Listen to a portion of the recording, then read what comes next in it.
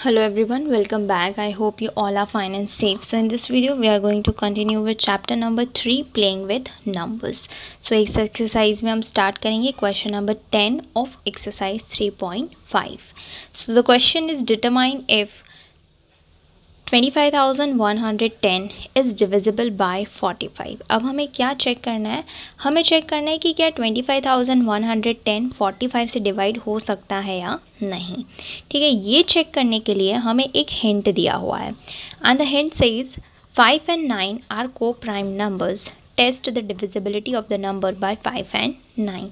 बोला है कि 5 and 9 क्या है? को प्राइम नंबर्स हैं. को प्राइम नंबर्स क्या होते हैं कि जिसमें कॉमन फैक्टर सिर्फ 1 होता है. ठीक है, तो जिसमें दो नंबर्स के बीच में अगर कॉमन फैक्टर सिर्फ 1 आए तो ऐसे नंबर्स को को प्राइम नंबर कहते हैं. ठीक है, तो यहाँ का है 5 and 9 क्या है? को प्राइम नंबर्स, यानी कि इनके बीच में कॉमन फैक्टर क्या है? सिर्फ 1 है. ठीक है, अब बोला है चेक करो कि ये नंबर 5 से डिवाइड हो रहा है और ये नंबर 9 से डिवाइड हो रहा है या नहीं. ठीक है, ऐसा क्यों कहा है? तो मैंने एक वीडियो बनाई थी. ठीक है, उसमें हमने डिस्कस किए थे सम मोर डिविजिबिलिटी रूल्स. उसमें हमने देखा था कि अगर कोई नंबर दो नंबर से डिवाइड हो रहा है, ठीक है, जैसे मान लो ये नंबर 5 and 9 से डिवाइड हो रहा है और दोनों को प्राइम नंबर्स हैं, तो ये जो नंबर है वो उनके प्रोडक्ट से भी डिवाइड होगा, यानी कि 5 9 ज़ा 45. अगर ये नंबर 5 से भी डिवाइड हो रहा है, 9 से भी डिवाइड हो रहा है, तो ये नंबर इनके प्रोडक्ट यानी कि 5 9 ज़ा 45 से भी डिवाइड होगा. ठीक है, तो वही जो डिविजिबिलिटी रूल है वो हमें यहाँ अप्लाई करना है.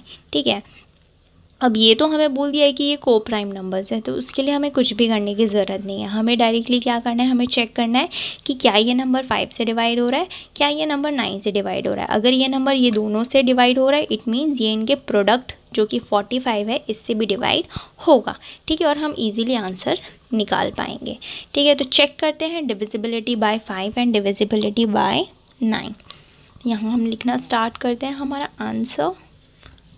सबसे पहले चेक करेंगे डिविजिबिलिटी बाय 5. अब कोई नंबर, ठीक है, 5 से डिवाइड होता है नहीं, ये चेक करने के लिए हमें क्या करना होता है? ठीक है, लास्ट डिजिट देखना होता है. अगर लास्ट डिजिट पे 0 या 5 आता है तो वो नंबर 5 से डिवाइड होगा. ठीक है, तो यहाँ लास्ट डिजिट क्या है? 0. इट मीन्स ये नंबर 5 से डिवाइड होगा. ठीक है, तो यहाँ पे लिख दो द लास्ट डिजिट इज 0. ठीक है, लास्ट डिजिट क्या है? 0. Hence 25,110 is divisible by 5. ठीक है, क्योंकि लास्ट डिजिट 0 है इसलिए ये नंबर जो है वो 5 से डिवाइड होगा. ठीक है, अब ये तो चेक कर लिया 5 से डिवाइड हो रहा है. अब 9 से चेक करते हैं. ठीक है, तो चेक करेंगे डिविजिबिलिटी बाय 9. अब कोई नंबर 9 से डिवाइड होता है नहीं, ये चेक करने के लिए क्या करना होता है? उस नंबर के सारे डिजिट्स को ऐड कर दो. अगर जो आंसर आता है वो 9 का मल्टीपल है, ठीक है, यानी कि 9 से डिवाइड हो रहा है, तो वो नंबर पूरा जो नंबर है, ठीक है, वो 9 से डिवाइड हो जाएगा. तो हम क्या करते हैं? सारे डिजिट्स को ऐड कर लेते हैं. सो 2 + 5 + 1 + 1 + 0 ऐड करते हैं. 2 + 5 7 7 + 1 8 8 + 1 9 9 + 0 9. ठीक है, तो 9 आ रहा है. क्या 9 9 से डिवाइड होगा? येस, 9 1 ज़ा 9. ठीक है, and 9 is a multiple of 9, यानी कि ये जो नंबर है वो 9 से भी डिवाइड होगा. ठीक है, तो यहाँ लिखते हैं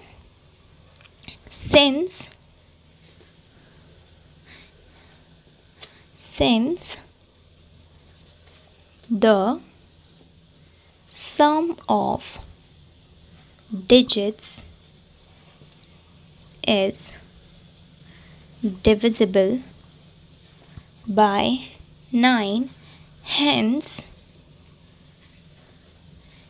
25,110 is divisible बाय 9। ठीक है, हमें हिंट में कहा था चेक करो 5 और 9 से ये नंबर डिवाइड होता है या नहीं, तो हमने चेक कर लिया 5 से भी डिवाइड हो रहा है और 9 से भी डिवाइड हो रहा है। ठीक है, और दोनों क्या है, को प्राइम नंबर्स है, इस वजह से क्या होगा कि ये जो नंबर है वो इनके प्रोडक्ट से भी डिवाइड हो गया, यानी 5 9 ज़ा 45, 25,110 45 से भी डिवाइड हो गया। ठीक है, हमने वेरीफाई कर लिया। अब कंक्लूजन लिख देते हैं।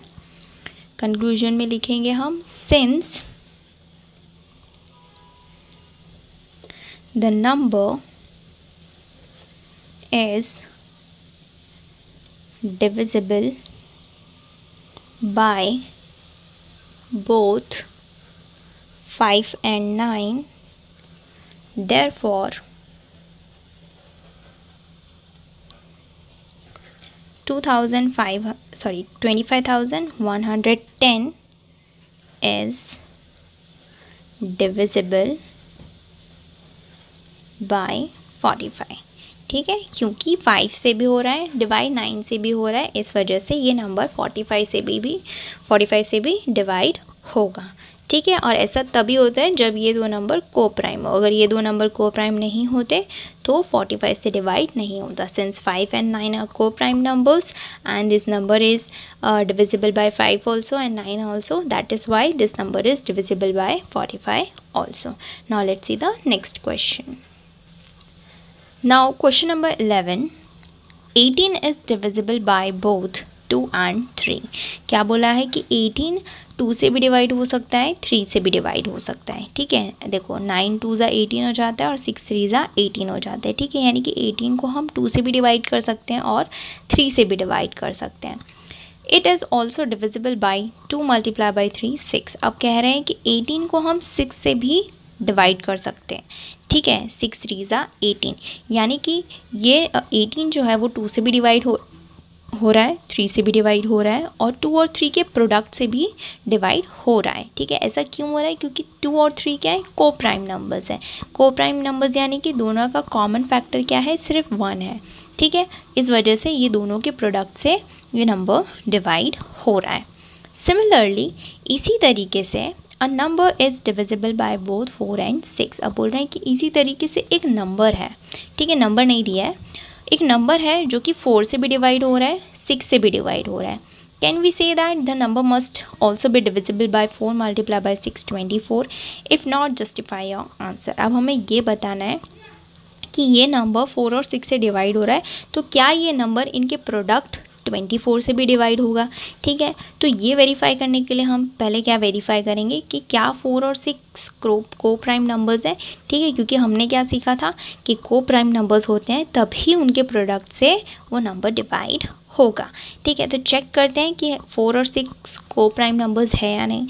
तो यहाँ हम लिखते हैं फैक्टर्स ऑफ 4 के क्या क्या फैक्टर्स हैं, 1 2 and 4। ठीक है, देन फैक्टर्स ऑफ 6 लिखते हैं। 6 के क्या क्या फैक्टर्स हैं, देखो 1 2 3 and 6। ठीक है, इसके अलावा 6 किसी के भी नंबर्स में नहीं, किसी भी टेबल में नहीं आता है, किसी भी नंबर के टेबल में नहीं आता है। अब हम यहाँ लिखते हैं कॉमन फैक्टर्स। दोनों में कॉमन फैक्टर्स क्या क्या हैं, कॉमन फैक्टर्स है 1 and 2। ठीक है, अब देखो इसमें कॉमन फैक्टर 2 आ रहे हैं, तो क्या हम इन दोनों नंबर्स को बोल सकते हैं कि ये को प्राइम नंबर्स हैं। ठीक है, since the common factors are 2, these 2 are not co prime numbers. अब जबकि ये को प्राइम नंबर्स ही नहीं है, तो क्या ये नंबर 24 से डिवाइड होगा, नहीं होगा। ठीक है, तो यहाँ पे हम लिखते हैं सिंस 4, सबसे पहले हम लिखते हैं कॉमन फैक्टर 2 है, इस वजह से 4 and 6 common factor co prime numbers नहीं हैं। ठीक है, तो लिखते हैं since 1 and 2 are common factors, hence 4 and 6 are not co-prime numbers। ठीक है, 4 and 6 क्या हुए, को प्राइम नंबर्स नहीं हैं। अब जबकि 4 और 6 को प्राइम नंबर नहीं है, इस वजह से क्या होगा, जो नंबर है वो इनके 4 और 6 के प्रोडक्ट से भी डिवाइड नहीं होगा। तो हम यहाँ लिख देते हैं since 4 and 6 are not co-prime numbers,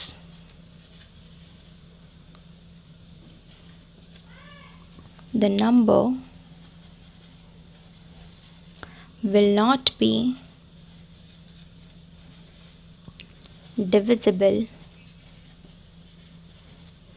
by their product,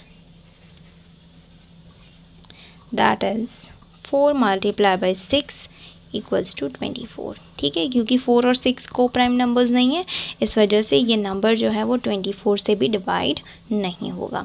now let's see the next question. Now the next question is question number 12। I am the smallest number having 4 different prime factors. Can you find me? Okay, question क्या है कि मैं एक ऐसा smallest number हूँ। ठीक है, हमें ये चीज़ मार्क करनी है, यहाँ बोला है स्मॉलेस्ट नंबर। ठीक है, एक ऐसा स्मॉलेस्ट नंबर हूँ जिसका जब प्राइम फैक्टराइजेशन करते हैं, ठीक है, तो 4 डिफरेंट प्राइम फैक्टर्स आते हैं, यानी कि 4 फैक्टर्स आते हैं। ठीक है, 4 प्राइम फैक्टर्स आते हैं और चारों क्या है, अलग अलग हैं। ठीक है, यानी कि 4 डिफरेंट प्राइम फैक्टर्स ऑब्टेन होते हैं। ठीक है, अब हमें फाइंड आउट करना है कि वो नंबर कौन सा है। ठीक है, अब देखो हमें क्या बोला है, हमें बोला है ये एक स्मॉलेस्ट नंबर है। सबसे पहले तो हम क्या करेंगे, हम पहले प्राइम नंबर्स लिखेंगे।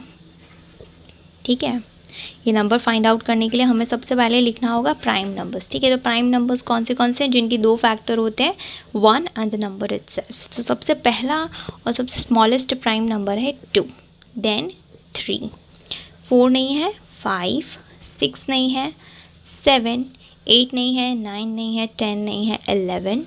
ठीक है, इसके बाद 12 भी नहीं है, 13। ठीक है, इतने प्राइम नंबर्स हमने यहाँ लिख लिए। अब सिंस ये नंबर जो है स्मॉलेस्ट नंबर है, यानी कि प्राइम नंबर्स भी क्या होंगे, स्मॉलेस्ट प्राइम नंबर्स ही होंगे, और बोला है 4 डिफरेंट प्राइम नंबर्स, तो ये नंबर किससे बना हुआ होगा, स्मॉलेस्ट 4 प्राइम नंबर से बना होगा। ठीक है, 4 डिफरेंट प्राइम नंबर्स तो तभी आएंगे ना, ये 4 डिफरेंट प्राइम नंबर्स हो गए, और सिंस ये स्मॉलेस्ट नंबर है तो हमने क्या लिए, फर्स्ट 4 स्मॉलेस्ट प्राइम नंबर्स ले लिए। ठीक है, अब वो नंबर क्या होगा, तो वो नंबर इन 4 प्राइम नंबर्स को मल्टीप्लाई कर दो। 2 multiply by 3 multiply by 5 multiply by 7। सो 2 3 ज़ा 6, 6 5 ज़ा 30, 30 इंटू 7 करो यहाँ पे, 30 मल्टीप्लाई बाई 7, 7 0 ज़ा 0, 7 3 ज़ा 21। तो क्या नंबर आया, 210। अब जब भी 210 का प्राइम फैक्टराइजेशन करोगे, क्या फैक्टर्स ऑब्टेन होंगे, 2 ऑब्टेन होगा, 3 ऑब्टेन होगा, 5 ऑब्टेन होगा और 7 ऑब्टेन होगा। ठीक है, अगर नहीं ट्रस्ट हो रहा है तो क्या करते हैं, प्राइम फैक्टराइजेशन कर लेते हैं। ठीक है, डिवीजन मेथड से प्राइम फैक्टराइजेशन करते हैं यहाँ पे। तो 2 से पहले डिवाइड करेंगे, तो 210 को यहाँ डिवाइड करते हैं हम 2 से, 2 1 ज़ा 2। ठीक है, 1 को नीचे लिया, 1 तो डिवाइड नहीं होगा, 0 लेके ये 0 नीचे ले लेते हैं, तो 2 5 ज़ा 10।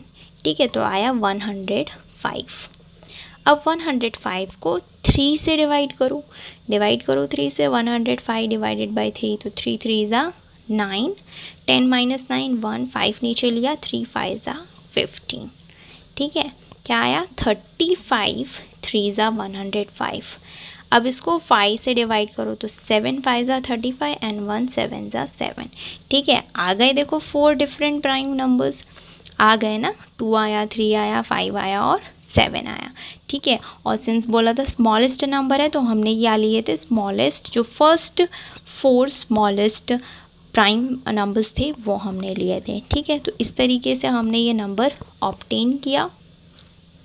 ओके, सो इजी था क्वेश्चन, प्राइम नंबर्स लिख लेना है और फर्स्ट 4 प्राइम नंबर्स हमें ले लेने हैं। ठीक है, तो मल्टीप्लाई करने पे हमें ऑब्टेन होता है 210। ओके, तो यहाँ आंसर लिख देते हैं, देयरफॉर द नंबर इज़ 210। तो यहाँ पे हमारा क्वेश्चन नंबर 12 होता है ख़त्म, साथ ही साथ हमारी एक्सरसाइज 3.5 भी होती है ख़त्म। If you have any doubt, query और suggestion, let me know in the comment section. I will see you in the next video with the next part of this chapter. Till then, bye bye, take care.